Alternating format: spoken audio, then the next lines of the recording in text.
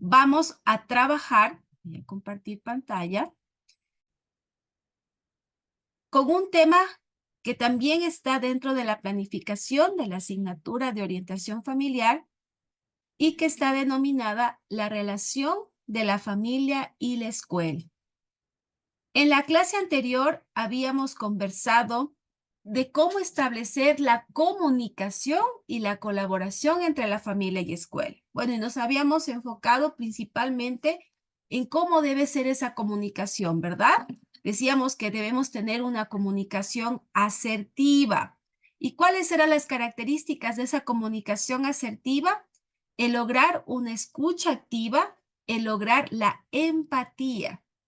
Y decíamos que también una de las estrategias necesarias para poder tener esta comunicación y esta colaboración entre la familia y escuela era la escuela para padres, ¿no es cierto? Y ahí veíamos un poquito de cómo podemos planificar estas escuelas para padres, que debe tener objetivos, debe tener contenidos, deben tener las técnicas seleccionadas para aplicar, qué metodología vamos a utilizar y cómo también vamos a evaluar para poder ir mejorando. También hablábamos de que otra de las formas de comunicación y colaboración son las reuniones que debemos llevar con los padres de familia, en donde debemos hacer un encuadre, compromisos para la participación de la familia en todo este proceso de comunicación. Bueno, eso como una pequeña retroalimentación de lo que vimos en la clase anterior.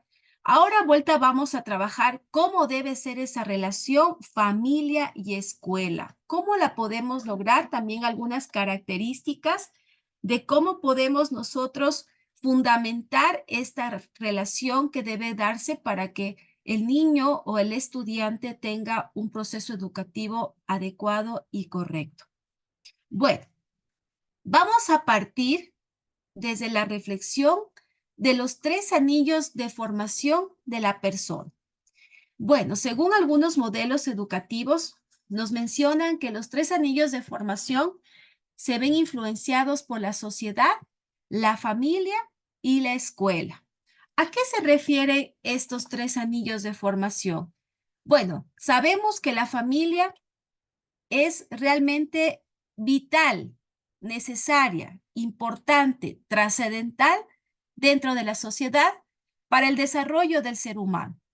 La tarea de educación primordial que debe tener la familia debe estar compartida de una manera significativa con la escuela, con el entorno, con el contexto social. Es decir, estos 3 anillos de formación deben trabajar de manera conjunta, como un sistema. Según este modelo, pues estos 3 elementos son imprescindibles para que se produzca un aprendizaje significativo.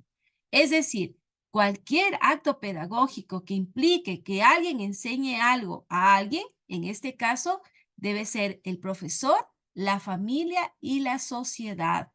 Necesario, importante.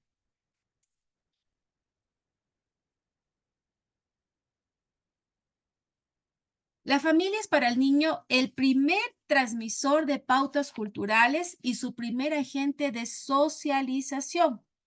Los primeros responsables de la educación de los niños son los padres, la familia. Este primer contexto es donde se pone en contacto con el mundo de manera particular con cada uno de los miembros que forman parte de la familia. Y en este primer contexto se empieza a transmitir al niño sus hábitos, sus costumbres, sus pautas de transmisión cultural, sus comportamientos, sus valores. Dentro de la familia se dan estas primeras interacciones en donde se establecen los primeros vínculos emocionales y las vivencias con las personas cercanas.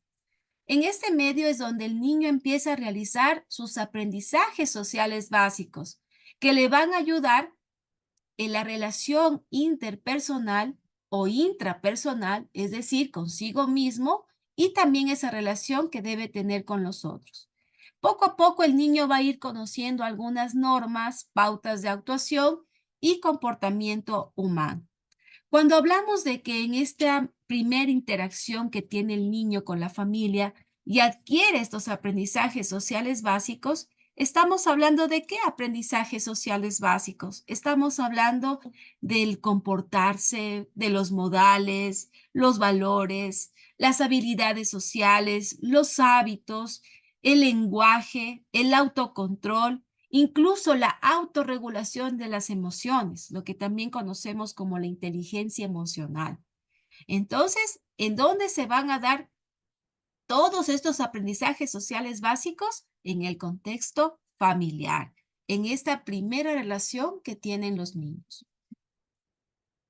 Para que esta relación entre la familia y la escuela pueda ser efectiva, debe lograrse integrar a la familia como una parte esencial. Es decir, se debe poner en práctica una escuela abierta. Cuando hablamos de que tiene que ser una escuela abierta, es decir, que brinde la posibilidad de compartir con la familia esa labor de educar, ampliando estas expectativas formativas. También a través de la educación debemos conseguir que se dé una unidad de criterios educativos, tanto en la casa como en la escuela, que son necesarios para tener una buena comunicación y sobre todo una buena coordinación de las actividades entre los maestros y los padres. Entonces, como ya conversábamos en la clase anterior, ¿cuáles deben ser esas formas de comunicación que ya dije previamente? Esta comunicación asertiva, una comunicación afectiva, efectiva, positiva, bidireccional, una comunicación abierta al diálogo. Sobre todo, como lo menciono aquí, el que podamos tener criterios educativos que puedan ayudar al niño y que también tengan coherencia de lo que yo educo desde casa y lo que también educo desde la parte docente y dentro del aula. Los padres solos no pueden educar a sus hijos, hagan lo que hagan, porque siempre van a tener otras influencias que son muy poderosas y que son principalmente estas influencias que se dan en la escuela y que se dan en la sociedad. Los docentes solos tampoco pueden educar a sus alumnos por la misma razón, también por este tipo de influencias. La sociedad tampoco puede educar a sus ciudadanos sin la ayuda de los padres y del sistema educativo. Entonces, la intervención de padres y maestros es trascendental, en donde todos debemos conocer cuáles son las limitaciones y también reconocer que la tupida red de influencias en las que vivimos, todos ejercemos una influencia educativa, buena o mala, por acción u omisión, pero que es imprescindible una movilización educativa de la sociedad que retome el espíritu del viejo proverbio africano. Para educar a un niño hace falta la tribu entera. Qué interesante. Entonces, lo que nos menciona este párrafo es de que tanto los padres como los maestros, como la sociedad, es imposible de que puedan educar de manera aislada, de manera separada. Debemos hacerlo de manera conjunta. Y qué mejor llegando a acuerdos entre estas dos partes que forman, que son necesarias dentro del aspecto educativo, como es la familia y la escuela, para que podamos tener, como dice este proverbio, una educación en tribu, en conjunto, en una cooperación y una ayuda constante y permanente, por el bien de los estudiantes, por el bien de nuestros niños. ¿Cuáles deben ser las razones para que exista una buena unión entre la familia y la escuela? Tanto la familia como la escuela tienen funciones diferentes, pero que son complementarias. Es decir, se puede lograr un medio de cooperación entre ambas instituciones para desempeñar sus funciones de manera correcta por medio de la ayuda mutua y del diálogo. Entonces, aquí también nosotros debemos tener claro de que tanto la familia como la escuela tenemos funciones que cumplir y que esas funciones deben estar latentes en todo momento para que exista una buena colaboración y cooperación entre estos dos agentes educativos. Recordemos que ya habíamos revisado esta información acerca de las funciones de la familia, ¿no es cierto? ¿Qué funciones tiene la familia? esa función formativa, afectiva, económica, reproductiva, biológica, normativa, social, incluso esa función de poder promover la independencia y la autonomía de los miembros de la familia. Todas esas funciones le corresponden a la familia. Ahora, también nosotros debemos entender cuáles son las funciones que nos competen a nosotros como docentes. Tanto los profesores como la familia debemos cambiar esa mentalidad y debemos ser conscientes de que la participación y la colaboración de ambas partes es necesaria para la educación y el desarrollo integral del niño, consiguiendo que sea capaz de desenvolverse de manera favorable en la sociedad en la que vivimos. Reforzando una participación activa y dinámica por parte de la familia, que junto con el profesorado debe contribuir a construir una escuela que quieren para sus hijos. ¿Quiénes se convierten en los primeros maestros de los niños? ¿Quiénes son los primeros maestros? Son los padres, es la familia. Pero no debemos olvidar que los que continúan con esa formación y que los maestros se convierten también en esos segundos formadores. Claro, primero los maestros son los padres, pero los que continuamos y complementamos ese desarrollo integral somos nosotros los docentes. Entonces tampoco nosotros podemos desatender esa función que tenemos como docentes, ese deber que tenemos como docentes, formando parte de este proceso formativo y educativo de los estudiantes. La familia y la escuela son dos contextos importantes en el desarrollo humano. El potencial y la influencia de ambos contextos aumentará entre sí que estos sistemas puedan establecer algunas relaciones fluidas, complementarias, cordiales y constructivas que tienen como objeto optimizar el desarrollo infantil. Para que se dé esta relación de colaboración, esta relación de participación, de coordinación, es posible si existe primero una clara delimitación de los roles y las responsabilidades. Entonces, la familia, los padres, deben saber cuáles son sus roles, principalmente sus roles parentales, sus funciones como familia, sus responsabilidades. Incluso creo que muchas instituciones educativas manejan el código de convivencia. En ese código de convivencia, de poder convivir entre todos los miembros de la comunidad, se puede llevar a cabo esto de delimitar cuáles son los roles y las responsabilidades de la familia, cuáles son los roles y las responsabilidades que tienen las autoridades y también los docentes. También en esta relación de colaboración es valioso de que se puede establecer una confianza entre padres en el saber hacer de los profesionales, de los profesores en este caso. Es decir, que los padres confíen en el profesor, que siempre tengan esa confianza de decir, bueno, es un buen profesional, es una persona que va a ayudar a mi niño, creo en sus capacidades, creo en sus fortalezas, porque también cuando los padres hablan mal de los docentes en casa, pues hace que también cambie esa imagen que tiene el niño sobre su profesor. Eso nunca podemos hacer nosotros como padres ni como familia. Siempre debemos dar ese voto de confianza sobre las posibilidades y las capacidades que tiene el docente. Y tercero, que los profesores han de reconocer a la familia como los primeros educadores. Y los educadores también reconocer como esos segundos formadores a los docentes y a los maestros. Entonces, para que pueda establecerse esta relación fluida de apoyo, de colaboración, es necesario cumplir con estas tres características básicas que permitan mejorar esa participación familiar. Ahora, decíamos y conversábamos de cuáles eran las funciones de la familia y que la familia las debe tener claras y debe reconocerlas desde el cumplimiento de sus deberes. Y nosotros como docentes también tenemos que tener claro cuáles son nuestras funciones.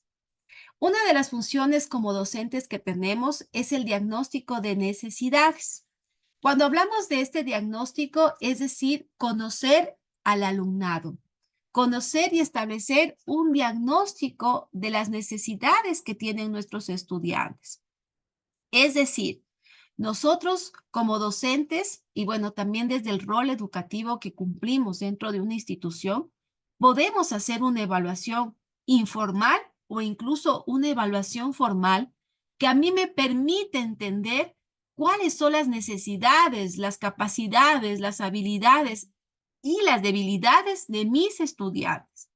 Si voy a hacer una evaluación informal, lo puedo hacer a través de la observación, a través de las tareas que se realizan en clases, a través de las tareas que se envían a casa, a través del rendimiento escolar que tiene ese niño.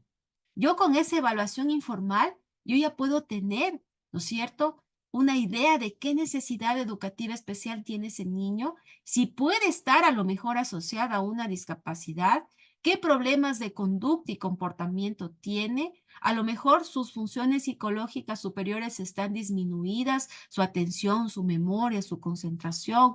Si ese niño a lo mejor puede estar teniendo un trastorno del lenguaje, del habla, de la comunicación, o incluso ese niño está afectado en su tema emocional y eso pues hace que ese niño tenga una necesidad educativa especial. Entonces yo como docente tengo esta función, tengo este rol de saber identificar las necesidades de mis estudiantes. Y si a lo mejor yo como docente o desde el espacio o desde la función que cumplo en esa institución educativa no lo puedo hacer, pero como les digo, lo puedo hacer de una manera informal, luego pues tengo que derivar a la persona o al profesional que puede hacer una evaluación más formal. A lo mejor el DS. Sé que también hay instituciones educativas que no tienen DS, pero lo que saben hacer es remitir al DS distrital o incluso también está la UDAI. Y digamos ya no existen estos espacios para hacer una evaluación, pues a lo mejor sí tengo que conversar con la familia para que acudan a un profesional privado o incluso en el hospital o en un centro de salud. Pero yo tengo que estar preocupada en este diagnóstico de necesidades, porque con este diagnóstico, pues a mí también me permitirá utilizar estrategias, metodologías que permitan que ese niño pueda aprender o incluso si es que tengo que realizar una adaptación curricular. Ujú. Entonces, esa es una función que nosotros tenemos como docentes. Otra es preparar las clases. Nosotros debemos organizar y gestionar situaciones mediadas de aprendizaje en donde se consideren algunas estrategias didácticas para la realización de actividades de aprendizaje, ya sea de manera individual o de manera cooperativa, que sean de gran potencial didáctico y que consideren las características de los estudiantes. Miren, también otra de nuestras funciones es preparar clases con pedagogías, metodologías inclusivas, ¿no es cierto? Que me permitan mediar, gestionar, organizar el aprendizaje de todos mis estudiantes. Es decir, que con las formas de cómo yo enseño, todos puedan aprender. Miren, hay tantas estrategias que nosotros podemos utilizar como docentes. Se puede utilizar una estrategia, claro, a través de una conferencia, a través de rincones de aprendizaje, a través de unas mesas de debate. A lo mejor puedo hacer a través de dinámicas, a través de la proyección de un video, hacer un tutorial en donde ya no la vean a la profesora solo parada frente al pizarrón, sino que lo vean a través de la proyección de un video. Es decir, yo tengo que buscar cuáles son las herramientas, las estrategias, metodologías, pedagogías, las didácticas que a mí me permitan llegar a ese niño. No olvidemos que todos aprendemos de diferente forma y en la diversidad de estudiantes que tenemos, aprenden de diferente forma. Unos lo hacen a lo mejor a través de la visión, otros lo hacen a través de la audición, otros lo hacen haciendo, otros necesitan reforzar su aprendizaje también con trabajo en equipo, con un compañerito que a lo mejor domine más acerca del tema y que puede ser apoyo a través de una actividad cooperativa dentro del aula. Entonces, ¿de quién es esa responsabilidad de preparar esas clases adecuadas, didácticas? Nosotros. Esa es nuestra función. Vamos a ver qué otras funciones también tenemos. El docente debe buscar y preparar materiales para los alumnos aprovechando todos los lenguajes. Es decir, vamos a elegir los materiales que se van a emplear al momento de hacerlo y la forma en cómo los vamos a utilizar.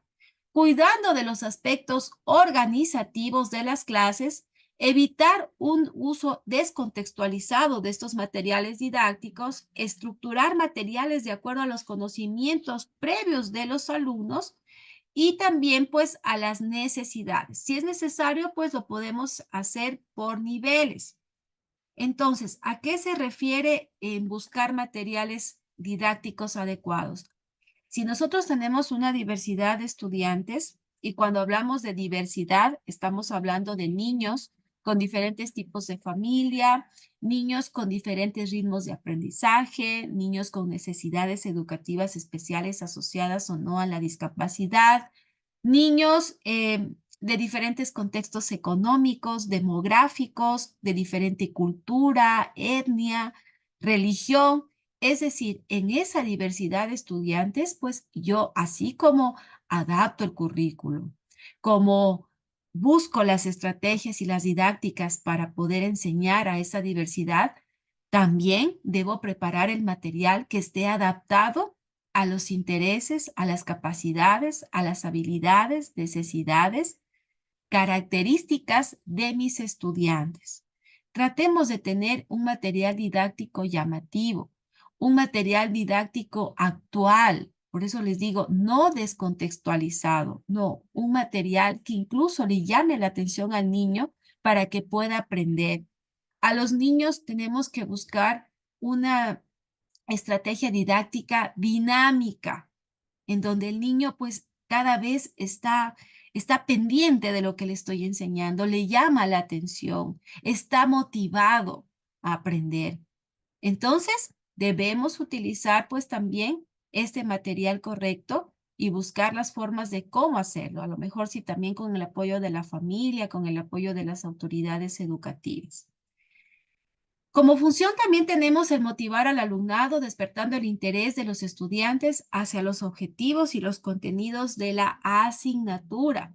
Cuando digo motivar al alumnado, tenemos que muchos niños a lo mejor llegan con tantas angustias, con ansiedad, con depresión, desmotivados, con baja autoestima, por las problemáticas que puedan estar dándose en casa. Pero nosotros, como esos segundos maestros en su formación, debemos despertar ese interés, esa motivación, esa autoestima, la resiliencia.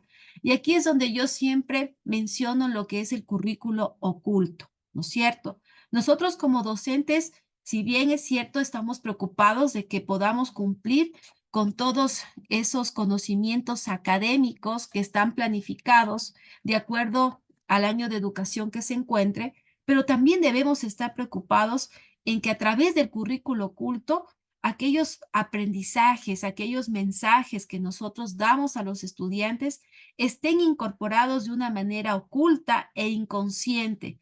¿Y qué vamos a enseñar a través del currículo oculto? Valores, normas, hábitos, creencias, incluso esto de la autoestima, de la motivación, de la autorregulación de las emociones. Es decir, todas, todos los temas que nosotros consideremos que son importantes que los niños puedan aprender. No solo lo académico, sino también esta formación integral desde las emociones, desde los valores, desde los principios. Una quinta función que tenemos como docentes es la docencia centrada en el estudiante, considerando la diversidad, como ya lo mencioné, siempre estar atentos a la diversidad de estudiantes que tenemos dentro del aula y que esa diversidad aprenda. Porque incluso desde el enfoque de la educación inclusiva o de la inclusión educativa, es uno de los principios básicos en donde el estudiante se convierta en, en ese motivo de que nosotros enseñemos para que aprenda, que el estudiante se convierta en el protagonista de su aprendizaje. ¿Y cómo se convierte en el protagonista? Pues preocupándome como profesor de que aprenda, de que haya esa equidad de oportunidades para todo el alumnado, de que todos vayan aprendiendo al mismo ritmo y a su forma, a su manera, de acuerdo a la necesidad que pueda tener. También ofrecer tutorías y ejemplo, llevar a cabo un seguimiento de los aprendizajes de los estudiantes individualmente y actuar como un ejemplo para los estudiantes en la manera de hacer las cosas, en las actuaciones y también en las actitudes y en los valores.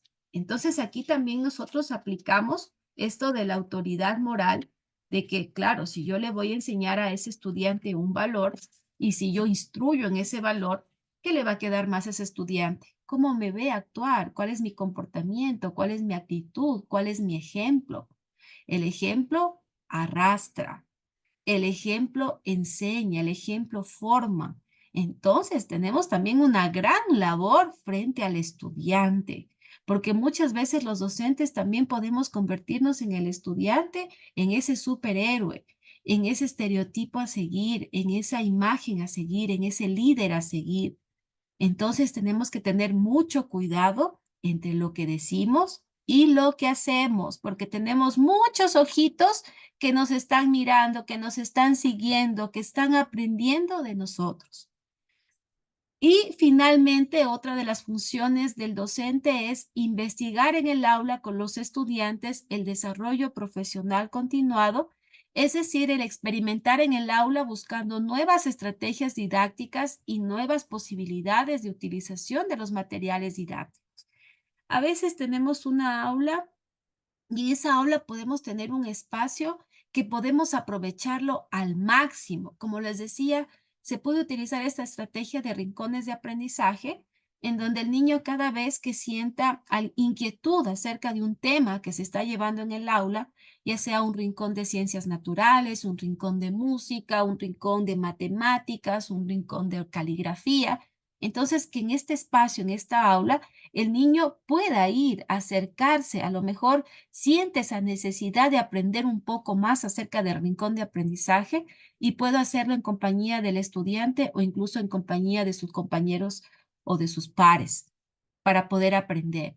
Pero ¿cómo también lo podemos hacer? Pues que el aula esté adaptada a estas necesidades y qué mejor que lo pueda hacer en el liderazgo del docente y también con el apoyo de los padres de familia y de los estudiantes. Aprovechar al máximo esos recursos que tenemos dentro del aula. Bueno, ya sabemos cuáles son las funciones de la familia, ya sabemos cuáles son las funciones que nosotros tenemos como docentes y como decíamos, en estos tres anillos de la sociedad, en estos tres anillos de formación, debemos interactuar entre nosotros, debemos complementarnos entre nosotros, debemos saber que sí, los primeros educadores son los padres y la familia, pero que nosotros continuamos en ese rol educativo. Ahora, ¿cómo incide la educación familiar en la escuela? De entre todos estos agentes en conjunción en el hecho de educativo escolar, es la familia la que tiene un mayor grado de incidencia. Tal es así que podríamos afirmar que el factor determinante de la calidad educativa de una institución no está en el mismo centro, sino en la realidad familiar con la que el alumno acude y se expone a la elección de la influencia educativa escolar. Ojo con esto, miren, si las instituciones educativas, principalmente las autoridades que gestionan y lideran las instituciones, se darían cuenta de que bueno, sí, la calidad educativa es un factor importante que buscan muchos padres para poder matricular a sus hijos. A veces estamos preocupados de que la escuelita esté bien pintada, de que la escuelita esté muy bien limpia, de que la escuelita tenga buenos perfiles. Bien, eso está muy bien. Pero a veces las escuelas y las instituciones se olvidan de que uno de los factores más importantes y que van a incidir muchísimo en la educación de ese niño y también en las relaciones que se van a llevar entre la escuela y la familia son la familia, son los padres. Entonces, el también preocuparse por atender estas necesidades familiares, el poder atender las problemáticas familiares, puesto que esto supone una influencia poderosa, imperiosa, al momento de llevar un proceso educativo. Entonces, que la escuela también se preocupe por la atención de la familia. Los padres son quienes deciden acerca de las cuestiones esenciales de sus hijos. Si decimos que ellos son la principal influencia y son los que dirigen la formación de sus hijos, pues claro, ellos son los que van a elegir también la institución en donde matriculan a sus hijos. Son también quienes ayudan a los hijos a elegir sus amigos. Son los que van creando una cultura familiar clave en el proceso de maduración de la persona y son los que tienen una relación de intimidad única con los hijos. Entonces, todos estos aspectos forman parte de los derechos y deberes que tienen los padres y que también deben estar delimitados al momento de que hacemos ese primer contacto con la familia para que sepan que ellos son los responsables de todos estos procesos que van ocurriendo en la vida de sus hijos. Algunas investigaciones nos dicen que la participación de los padres y las madres en la vida escolar señalan una implicación activa de los padres y que se ve reflejada en una mayor autoestima por parte de los niños, en un mejor rendimiento escolar, en mejorar estas relaciones también que existen entre padres e hijos y también promueven que tengan actitudes más positivas de los padres hacia la escuela. También algunas investigaciones nos dan algunos datos interesantes que nos especifican que un 40% de los logros escolares están relacionados directamente con el apoyo familiar. Miren, interesante. Un 40%, estamos hablando casi de la mitad. 40% de los logros escolares que pueden estar relacionados con el apoyo familiar. Entonces, ¿qué pasa? ¿Cuál es el rendimiento académico? ¿Cuál es el proceso de aprendizaje de un niño en donde papá y mamá no dan apoyo a la escuela? En donde papá y mamá casi nunca van a la escuela, no se relacionan con el docente. Aquí yo dejo esa gran interrogante. ¿Qué pasa con ellos? ¿Cómo están esos logros escolares? ¿Cómo está ese aprendizaje, esa formación? También algunas investigaciones dicen que los dos factores fundamentales que influyen en los logros académicos de los niños y de las niñas son el nivel educativo que tienen los padres y la calidad del trabajo cooperativo que debe existir entre la familia y la escuela. Entonces, estos dos factores trascendentales, importantes, son los que influyen en los procesos académicos y que también a nosotros nos dan y nos dejan una orientación para saber si a lo mejor un niño está mal académicamente o está bajo en su rendimiento académico, pues darme cuenta que pueden ser estos factores. A lo mejor la familia no está participando, no tenemos un apoyo familiar. También entender cuál es el nivel educativo de los padres, porque también de alguna forma puede depender el apoyo y el ejemplo que están dando dentro de casa y también cómo podemos fortalecer ese trabajo cooperativo y esas relaciones personales, afectivas, efectivas, comunicativas entre la familia y la escuela. Ahora, para nosotros mejorar la relación de la familia y escuela, tenemos algunas características básicas que podemos irlas analizando. Una de estas características es el principio de subsidiariedad. Subsidiariedad. Este principio es el que permite entender que la familia tiene el derecho y el deber de la educación de sus hijos, pero también nos permite comprender que la escuela es la que debe brindar una ayuda complementaria importante, una ayuda complementaria importante, es decir, trabajar como un sistema. Este principio nos dice que la autoridad de los padres es la verdadera autoridad, es la más importante, en el sentido de que en el ámbito de autoridad que en ella se despliega dentro de la casa, ella es quien debe poseer el poder de dirigir, regir, normar y corregir.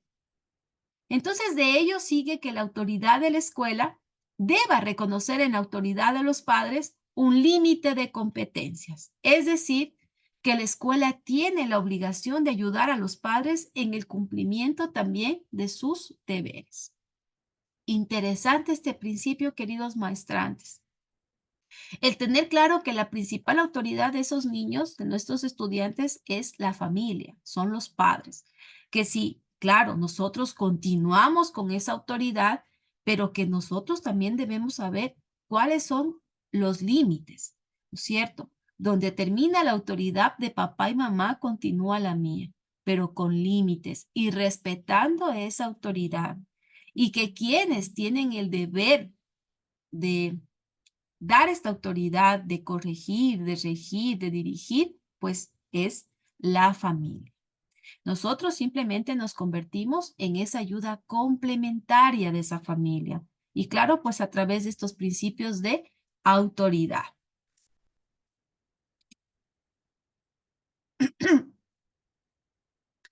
Otra de las características fundamentales en la relación de la familia y escuela es la comunidad educativa. Uno de los cambios más profundos que se han producido en los últimos años en el campo de la educación y en el sistema educativo es la nueva concepción que tiene la escuela como comunidad. Interesante.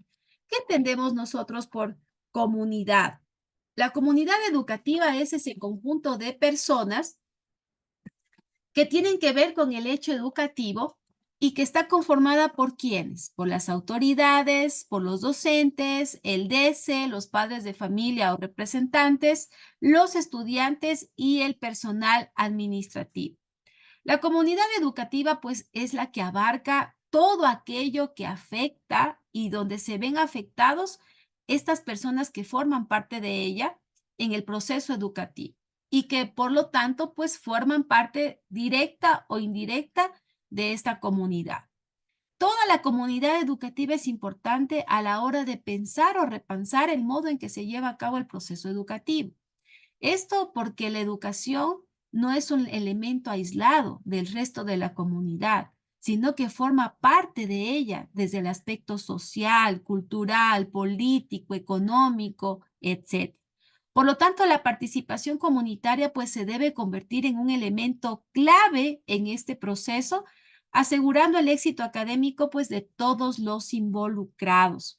Entonces, ¿qué valioso que es que todas las instituciones educativas puedan contar con el apoyo de la comunidad educativa, donde todas estas personas que son los actores claves del proceso educativo puedan participar de manera conjunta en la toma de decisiones, en poder incluso evaluar cuáles son las debilidades de la institución, cuáles son las fortalezas, cuáles son las oportunidades, para que juntos, incluso a través del PI, del proyecto educativo institucional, puedan comprometerse a trabajar de manera conjunta. Ahora, ¿qué implica el tener una comunidad educativa o ser una comunidad educativa? Esto implica de que puedan existir algunas relaciones personales estrechas entre todos los que forman parte de esta comunidad y donde existan altos niveles de comunicación. Como les digo, una comunicación asertiva. También esto implica de que entre los miembros de la familia existan lazos emocionales en donde todo lo que viven o lo que pasa en la institución lo puedan sentir. Es decir, actuar también desde el sentimiento, desde el empoderamiento. También la comunidad educativa implica entrega y compromiso ante los valores del grupo, el tener un sentido de la solidaridad entre los miembros del grupo, ya no hablar de un ellos o aquellos, sino hablar de un nosotros, a pesar de las diferencias que pueda existir entre los diferentes miembros que forman parte de esta comunidad educativa. La comunidad educativa no es solo compartir espacios, no es solo compartir tiempos, no es solo compartir ideas. Es compartir valores que dan sentido a la acción que estamos realizando juntos como comunidad.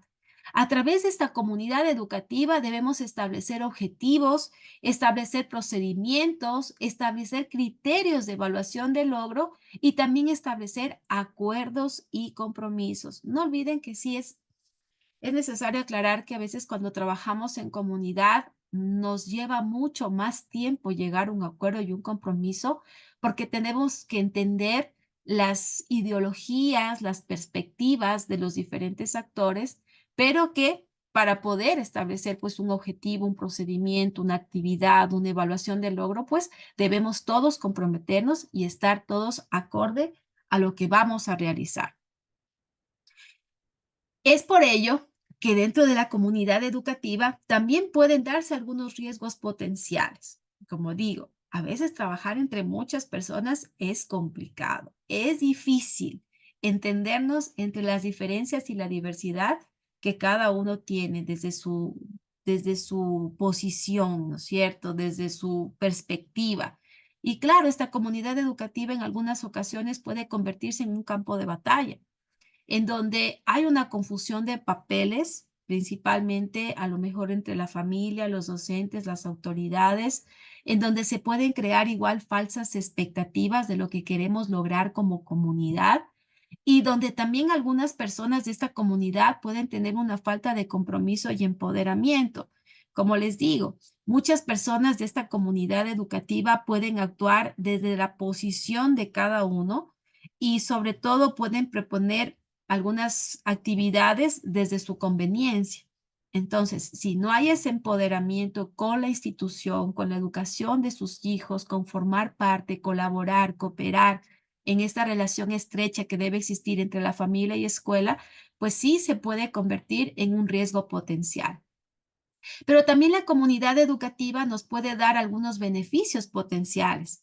Por ejemplo, el que podamos tener un buen diálogo y participación entre todos, entre la familia, entre las autoridades, los docentes, el DESE, los estudiantes, el equipo administrativo, el equipo trabajador, el que entre todos podamos apoyarnos, entre todos los miembros de la comunidad, convertirnos en una red de apoyo social, el tener metas en comunes, a lo mejor plantearnos algunos objetivos que debe cumplir la institución para mejorar y sobre todo nuestra razón de ser como comunidad, el crecimiento integral de los educandos. Ellos son la razón de ser, ellos son la motivación de poder tener una comunidad activa educativa. La escuela, entendiendo desde la comunidad educativa, ¿será que la escuela también se debe convertir en educadora familiar? Bueno, los valores, las motivaciones de los padres a veces se vuelven cada vez divergentes de los valores que dan sentido a las instituciones educativas o a lo que queremos enseñar desde la educación.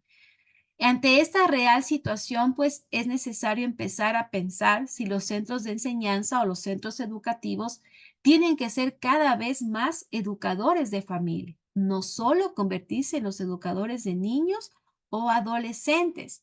Y aquí viene esa reflexión que hemos tratado en clases anteriores, en donde las escuelas no solo deben estar preocupados de la familia, no pueden trabajar de manera aislada de la familia. Deben trabajar la familia y el estudiante como un sistema de manera conjunta. Incluso yo considero que los DESE o, no sé, la institución debería contar con un orientador y educador familiar, con un especialista que le permita pues estar al tanto de las problemáticas, de las crisis, de los duelos que están viviendo esas familias y que a la par se puede ir trabajando, sí, en una adaptación curricular con el estudiante, con un refuerzo académico, atendiendo la necesidad educativa del estudiante, atendiendo su discapacidad, pero a la par también ir trabajando con la familia en esos momentos difíciles que puede estar atravesando o incluso que a veces necesitan de algunas estrategias de comunicación para que puedan entenderse y comprenderse dentro del sistema familiar. Entonces, esta es una gran pregunta que debemos hacernos como educadores, como instituciones, como sistemas educativos, de que no solo podemos encargarnos de la educación del estudiante, como digo, en el ámbito académico, sino que debemos involucrar a la familia y tratar también de solucionar y ayudar, encaminar a aquellas familias que tienen problemas. Algunas ideas que podemos tener para fortalecer las comunidades educativas es el poder potenciar la tutoría y la orientación. Es decir, que dentro de la institución se den espacios y momentos en donde podamos nosotros dar tutorías, orientar a la familia Bueno, ya habíamos conversado de algunas también de esas estrategias y herramientas, como es la escuela para padres, en donde se puedan establecer espacios, no sé, de manera mensual, bimestral, trimestral, como también a los acuerdos y compromisos que se lleguen con las familias para poder orientar, para poder dar charlas, para poder formar a la familia en base a las necesidades que tenga. Y cuando hablamos de tutorías, no sé, buscar espacios también para que se pueda apoyar de forma, a lo mejor, en las necesidades que tengan los estudiantes, de forma participativa con la familia, para que ese niño pueda superar la necesidad educativa que tenga. También se pueden promover algunas actividades entre la institución educativa en donde pueda participar la comunidad educativa, principalmente los padres, los alumnos, los docentes, como por ejemplo desarrollar eventos deportivos, actividades de cineforum, actuaciones musicales, escuelas para padres, la semana cultural, la semana de la familia, concursos gastronómicos, excursiones, salidas recreativas. Creo que son algunas ideas que sí nos permiten fortalecer la participación de la comunidad y sobre todo fortalecer las relaciones escuela-familia. También podemos crear algunos vínculos entre la familia y escuela a través de viajes compartidos, clases lectivas impartidas por los padres. Miren qué interesante, colocar a los papás a que den una clase para que incluso puedan sentir también ese papel que nosotros, ese rol que tenemos como docentes y también puedan valorarlo. El hacer visitas a centros de trabajo de los padres para que los niños o incluso los propios hijos también puedan valorar aquellas funciones y el trabajo que desarrollan sus papás. El tener experiencias de los abuelitos en el aula. Los abuelitos siempre tienen para contar muchas experiencias que pueden marcar la vida de nuestros estudiantes y que los pueden ayudar a mejorar. Podemos también fomentar experiencias de educación familiar compartidas entre padres y profesores a través de talleres de trabajo práctico para padres y podemos fomentar la creación de vínculos personales entre los padres con algunas actividades de ocio compartidas entre los hijos.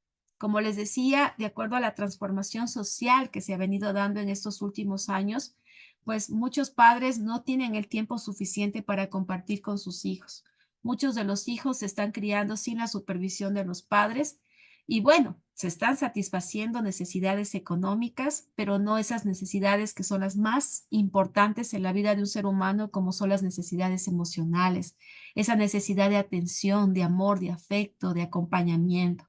Entonces, también desde la escuela podemos promover estas actividades en donde a veces de manera hasta obligatoria hacemos de que los padres puedan compartir algún momento con sus hijos. También debemos considerar algunos aspectos que sí pueden también dificultar el encuentro entre padres y profesores. Aquí estamos hablando de la organización jerárquica de la familia y la escuela. Ya conversábamos en el principio anterior de que debemos respetar muchísimo la jerarquía, tanto de la familia, la autoridad que ellos deben ejercer dentro de la casa y la autoridad que tienen también con sus límites dentro de la escuela. Igual, el poder delimitar cuál es la autoridad que nosotros también debemos llevar desde la escuela como docentes. ¿Cuál es nuestra función y hasta dónde debemos llegar? Otro aspecto que también debemos considerar es de que entre la relación que existe entre el profesor y los padres, en donde el profesor se puede sentir mayor autoridad en el aula y donde los padres también se sienten mayor autoridad en casa sobre el hijo. Entonces, aquí aprecia cada uno lo que el otro hace desde su nivel jerárquico y qué se puede ofrecer.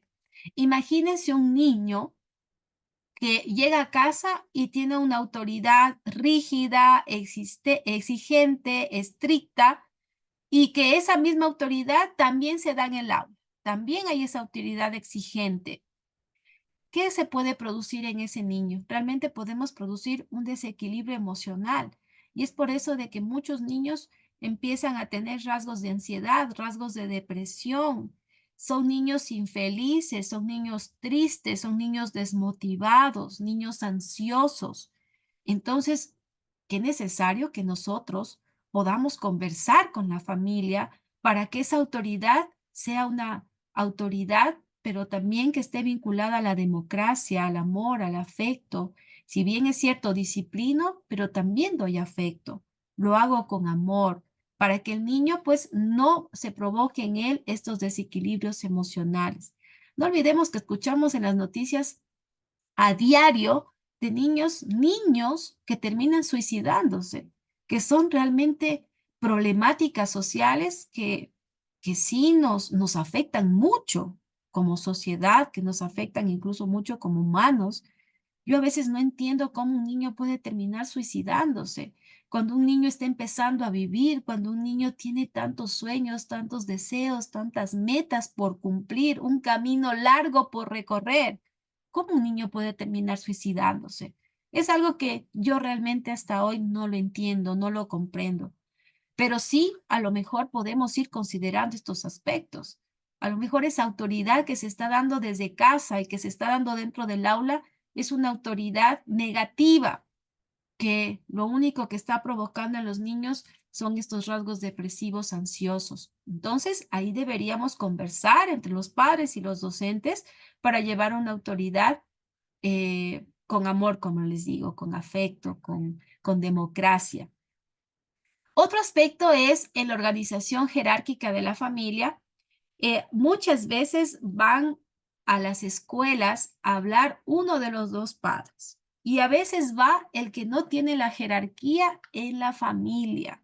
Entonces siempre debemos promover de que si vamos a tener un acercamiento, vamos a hacer una entrevista, vamos a hacer un mapeo de la dinámica de esa familia, tratemos de que vayan ambos padres, ¿sí? Incluso para que podamos conversar con los dos y también considerar los enfoques desde papá y desde mamá, de cómo está viendo la problemática o de cómo a lo mejor los dos se pueden comprometer para ayudar a su niño.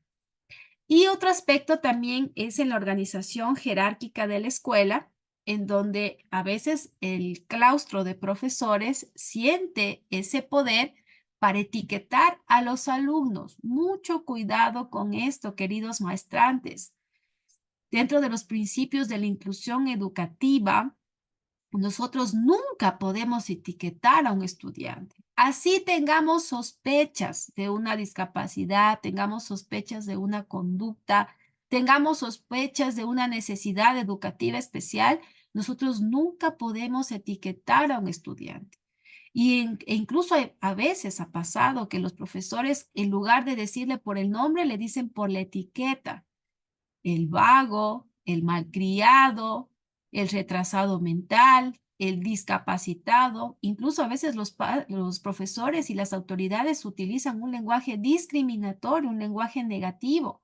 Nosotros también debemos trabajar con un lenguaje positivo, un lenguaje que fomente la inclusión y el buen trato. Es un niño con discapacidad, un niño sin discapacidad. No se habla de un niño normal o anormal o el enfermito. Eso es discriminatorio. Niños con o sin discapacidad. Y no hablamos de normalidad, porque creo que nadie somos normales. Todos tenemos nuestras dificultades, nuestras necesidades, nuestras anomalías en nuestra salud mental, corporal, somática. Entonces, no se puede medir la normalidad. Tampoco niños especiales, porque también es discriminatorio. ¿Y por qué lo digo así? Porque nosotros tenemos una normativa, que es la Ley Orgánica de Discapacidades, las medidas de acción afirmativa, los reglamentos, la Convención de Derechos, que nos orienta a hablar correctamente y utilizar un lenguaje positivo. Entonces también nosotros como docentes cuidar mucho el lenguaje que estamos utilizando dentro de las aulas y en la institución, y pues que siempre sea un lenguaje que promueva la inclusión, el buen trato, la equiparación de oportunidades, oportunidades para todos, para toda la diversidad de estudiantes y nunca etiquetar. Nunca etiquetar, incluso así yo sepa que ese niño tiene discapacidad, pues decirle por su nombre, porque ese niño es una persona y nosotros debemos tratar como personas, ¿sí? Bueno, también otro aspecto que debemos considerar son las reglas Es decir, que las familias y las escuelas tienen en común que se organizan según ciertas reglas que gobiernan el modo de comportarse. Hay familias con muy pocas reglas en relación con los límites de las conductas de sus hijos.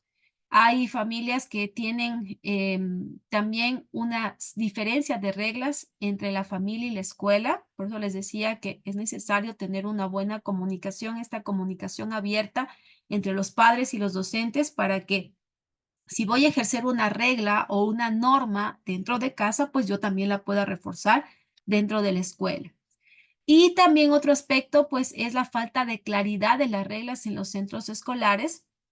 También tenemos que dialogar con la familia para que podamos de manera conjunta establecer las mismas reglas y, como les decía, reglas que también sean flexibles, ¿no es cierto?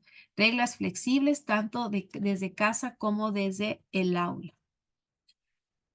Finalmente, ¿cuáles entonces son las ventajas y cuáles pueden ser las desventajas de esta participación de la familia en la escuela? Dentro de las ventajas, pues tendremos mayor contención de los niños y las niñas, es decir, vamos a promover un equilibrio emocional, el que el niño y el adolescente se sienta apoyado. Vamos a optimizar el desarrollo integral de los niños y adolescentes. Vamos a fortalecer el vínculo que se debe dar entre los niños, adolescentes y su familia, promover el conocimiento familiar de lo que sucede en el ámbito escolar. Vamos a facilitar a los maestros también el abordaje educativo.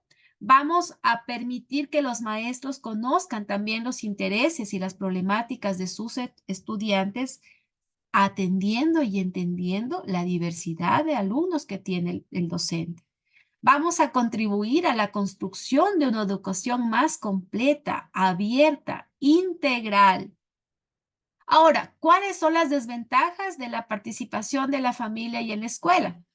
Esta participación se puede convertir también en excesiva en ciertas familias, principalmente en aquellas familias que ejercen esta sobreprotección. Podemos también tener una participación excesiva, pues que sí puede también interrumpir y molestar un poco, pues, en las actividades que el docente puede planificar, porque siempre van a estar atentas y van a estar juzgando lo que hace el docente. Entonces, hay que establecer límites, ¿no es cierto? ¿Hasta dónde debe llegar la familia? Otra desventaja es la exposición de los niños o adolescentes por parte de los docentes o padres, niños y adolescentes que se puedan sentir expuestos y que también pues pueda generar sentimientos negativos. También posibles relaciones interpersonales entre padres y docentes. Cuando hay un abuso de confianza, también se puede generar este tipo de relaciones interpersonales inadecuadas. Siempre como docentes, igual debemos desde nuestra ética profesional saber hasta dónde podemos llegar. Incluso los temas de la escuela y de la familia se deben hablar dentro de la escuela, no fuera de ella. Y también se puede promover pues una falta de privacidad para los niños y los adolescentes. Entonces, es decir, estimados maestrantes, podemos llegar a algunas conclusiones finales en donde podemos determinar pues que la familia y la escuela son estos dos grandes agentes de socialización y que estos dos agentes, por todo lo que ya hemos analizado en esta mañana, comparten algo muy importante, que son las responsables de facilitar el desarrollo integral y la formación de los niños, niñas y adolescentes. Miren, estas responsabilidades tan grandes que tenemos como familia y como docentes. Es por eso que se hace realmente esencial que ante todas estas circunstancias, estos agentes educativos deban buscar siempre los canales de comunicación que sean abiertos, flexibles, afectivos, asertivos, que nos permitan tener pues una buena cooperación y colaboración. Para ello es valioso participar desde la particularidad, entendiendo los roles que debe seguir cada padre de familia, los roles y funciones que debemos seguir nosotros también como docentes, disminuyendo la intromisión de ambos papeles que deben desempeñar tanto por parte de los docentes como de los padres de familia, ¿no es cierto? Saber también cuáles son los límites desde cada uno de estos agentes. También para facilitar la participación, pues los profesores debemos ser quienes invitemos a la familia a participar, a que la familia se involucre también en nuestro trabajo. Debemos mantener nosotros también como docentes, queridos maestrantes, esa actitud abierta, cercana, colaborativa, y que no cabe duda que pues por parte de los padres y las madres también debe ser igual. Pero nosotros invitemos, fomentemos esos espacios para que la familia pueda involucrarse, el que incluso podamos hacernos amigos, claro, esos amigos con respeto, ¿no es cierto? Por el bien de aquellos niños que estamos formando. Finalmente, también hay que buscar estos momentos que nos permitan favorecer estos acercamientos, la comunicación, la colaboración, la cooperación entre ambos agentes educativos y si también es claro, entender que aún queda mucho camino por recorrer, creo que debemos ser realistas, hay mucho camino por recorrer para poder intentar que estos dos elementos sean una realidad en esta cooperación, en esta participación y en este compromiso por parte de las familias y las escuelas, pero creo que estamos en el camino. Es ahí la necesidad de que los docentes, de que el personal educativo se encuentre constante y permanentemente formándose en estas áreas, principalmente ahora en la educación especial, en la orientación familiar, en la intervención de la discapacidad, de las necesidades educativas espaciales, que realmente nos dan esas estrategias para poder interactuar y para poder lograr este cometido tan necesario dentro de las instituciones educativas. El llevar una buena comunicación, el llevar una buena colaboración, el fomentar la participación de la familia y en la escuela para promover un desarrollo integral y adecuado de nuestros queridos estudiantes. Ser padre es la única profesión en la que primero se otorga el título y luego se cursa la carrera, ¿verdad? Qué difícil ser papá y mamá. Creo que es una gran responsabilidad. Yo aún no lo soy, pero sí creo que debemos prepararnos muchísimo para ser papás. Creo que es fundamental incluso la planificación familiar y que eso se debería incluso dar desde las escuelas, desde los colegios, fomentar en los niños, en los adolescentes la planificación familiar, el saber que el rol parental es un rol difícil, complejo, pero claro, cuando se lo hace con amor, con esa planificación, con esa preparación previa para ser papá, o bueno, en algunos casos que incluso fue sin planificación, pero que también nosotros como docentes y como instituciones educativas podemos ayudar, podemos aportar, podemos orientar a aquellas familias para que puedan mejorar y que esta profesión tan bonita de ser papá y mamá, pues la lleven con éxito por el bien de sus hijos, por esa razón de ser que son sus hijos. Bueno, queridos maestrantes, hasta ahí vamos a llegar en lo que corresponde a la clase del día de hoy de la relación de la familia y escuela y cómo nosotros a través de estas tres características de las funciones de los docentes, de este principio de subsidiariedad y desde la comunidad educativa podemos promoverlo y ejercerlo dentro de las aulas. Ahora también